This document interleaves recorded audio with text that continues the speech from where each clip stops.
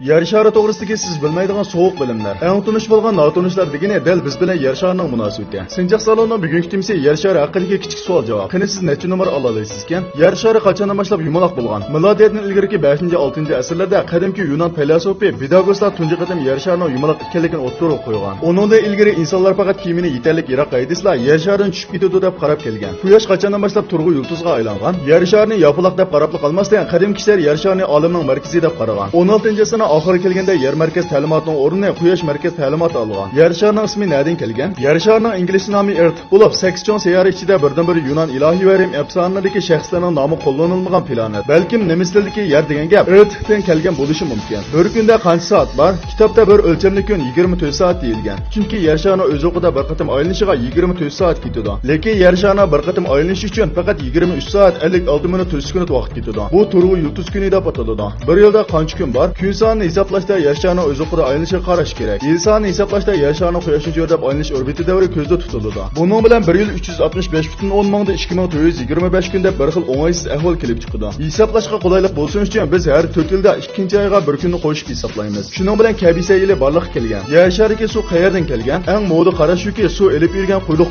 yulduz yer shariga so'qilgan. Shuning bilan suv paydo bo'lgan. Yupiterning eng chong 4 hamrohining biri bo'lgan Yupiter 2ning ustidagi suyuq holatdagi suv miqdori yer sharining 2-siga teng bo'lib qolmasdan, balki yana hayotlik opirida bo'lgan bo'lishi mumkin. Yer sharida qanchalik jaliq bor? Bir qo'shiqni olib sirtqa chiqib xoligan yerdan bir qo'shiq topib olsangiz, ichidagi organik jaliqlarning soni yer shariga odamlardan ko'p. Olamdagi yulduzlarning soni yer shariga qum sonining 10 ming assiga to'g'ri keladi. Yer shari kim bilan ismdosh? Amerikaning Texas shtatiga joylashgan Earth City degan joy yer shariga birdan-bir yer shari bilan nomi takrorlanadigan joy hisoblanadi. Yer sharining eng egiz nuqtasi qayerda? Yer shari mukammal shar shaklda emas. Ekvator atrofi sirtqa ko'pib chiqqan. Agar yer shari markazidan boshlab hisoblasak, yer shariga eng egiz joy Nepal Sipola teg'i bo'lib, cho'milami cho'qqisidan 2414 metr egiz. Undaqda siz yana yer shari to'g'risida qaysi sovuq bilimlarni bilasiz? Qani inkas randi so'z qoldirib, turdoshlari bilan o'rtoqlashing. Mazmun yorgan bo'lsa, mehrli qo'lingiz bilan yulduz belgisini bosib qo'ying.